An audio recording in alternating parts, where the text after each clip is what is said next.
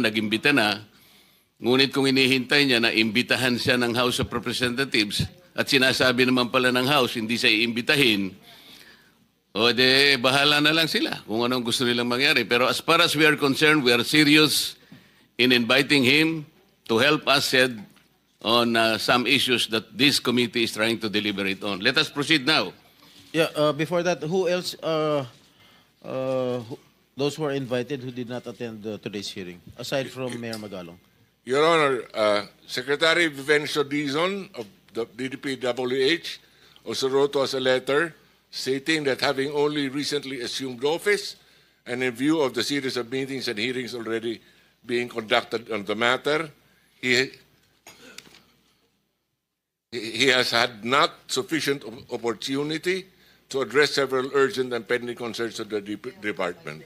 And for the information of the body, he also called me up at sinabi niya na napakarami pa niyang mga papeles na inaayos at total naman po kanya ay nagpadala naman po ako ng mga USEC na makakasagot po sa inyong mga initial na mga tanong. Sana po mapagpasensya nyo na po yung hindi ko pagdalo. Ngayong araw na ito lamang naman po. At sa akin naman pong palagay, okay naman po na pagbigyan natin siya. I think that is a very valid excuse, Mr. Chair. Thank you. Who else? And Who else? All the contractors are present here? And the DPWH officials that were invited, are they all present? Engineer Eugenio Pipo, former Undersecretary Regional He's not Operations, is not here. Where is he? He wrote a letter saying that he had tendered his resignation on August 20, 2025, which was accepted by former DPWH Secretary Bonoan on August the 29th. Furthermore, as of August the 29th, Undersecretary Ador G. Canlas has been designated by former Secretary Bonoan as Undersecretary for Regional Operations. but that one is not a valid excuse. Even if you resigned, for courtesy, you have to be present because you are invited to appear. Anyway, we will deal with that matter in the next sessions that we will take. I would say that Representative Toby Chanco intimated to this representation that because he needs to be back to the House of Representatives as soon as he can, he requested that his testimony be first taken so that he can be excused as soon as we can.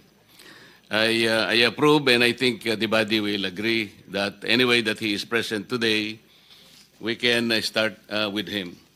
Unless there is an objection, I would start the questioning, and I will take advantage of his presence.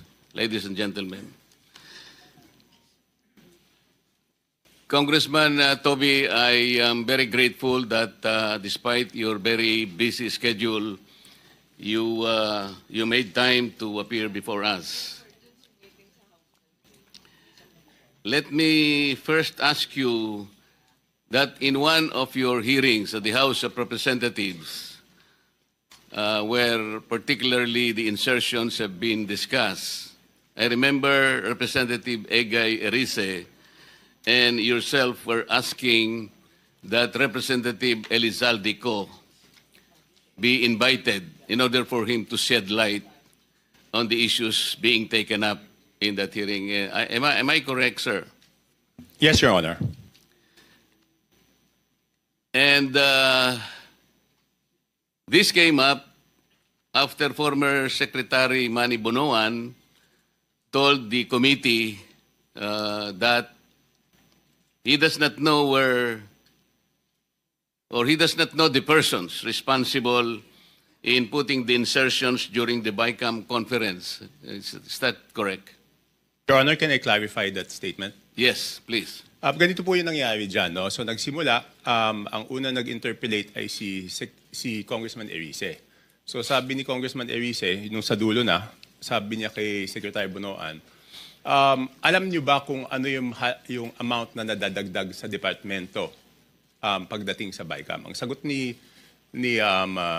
Secretary Bonoan at the time was that hindi namin alam dahil hindi naman kami part ng BICAM. Makikita na lang namin yan pagdating ng General Appropriations Act. So yun po yung pinagsimula nun. So ang sabi ni Congressman Erice noon, since hindi po alam ni Secretary Bonoan, ang taong dapat tanungin ay si Congressman Saldico. Kaya po siya nagmosyon na kung pwede, imbitahan ng committee si Congressman Saldico at yan po ay tinutulan yung motion niya ni Congressman Benny Abante. Bakit po tinutulan ni Congressman Abante? Parang ang sinasabi po nila noon is that hindi pa pwedeng maging resource person ang isang congressman. Kaya tinuloy ko po, kaya po ako nagsalita, humingi ako ng pasya kay Congressman Erice because he had the floor, if I could make a manifestation. Sabi ko, kung ganyan po na hindi pa pwedeng resource person ng isang congressman, hindi na dapat ituloy itong investigasyon na to sa House. Kasi sabi nung chairman nung una, walang sasantuhin. Kahit congressman, kahit senador, kahit sino. Eh kung hindi po pa pwedeng mag-testify under oath o hindi pa pwedeng resource person ang isang congressman, ibig sabihin, exempted yung congressman sa investigasyon. Yun po yung nangyari doon. Bakit po napaka-importante, bakit po napakahalaga na kailangang malaman po natin kung sino-sino yung mga taong responsable doon sa pagbibigay ng insertions po doon sa BICAM o kahit na sa iba pang mga sessions po? Hindi, kasi kami po, ako po, hindi ako member ng BICAM, no? So natuklasan na lang namin ito noong, ako nalaman ko lang yan, I think March 24. March 24 ko na lang nalaman na ganun kalaki. Kala natin nung una, PhilHealth lang binawasan, DepEd lang. Later on, natuklasan ko po na yung mga flagship projects ng administrasyon, ipangulong BBM, ibig sabihin po ng flagship projects, yan po yung mga foreign assisted projects, ay tinanggalan po nila ng pondo para maisingit yung mga pondo na gusto nila isingit doon sa BICAM. So kaya po, ako rin, napakahalaga po rin sa akin, na maimbitahan si Congressman Saldico. At doon po sa House of Representatives, meron pong small committee doon pagkatapos ng second reading. So ang pag-insert is not only doon sa BICAM, meron pang insertion doon sa small committee. So since walang makakasagot niyan kung hindi si Congressman Saldico, yun po, request po natin na siya imbitahan.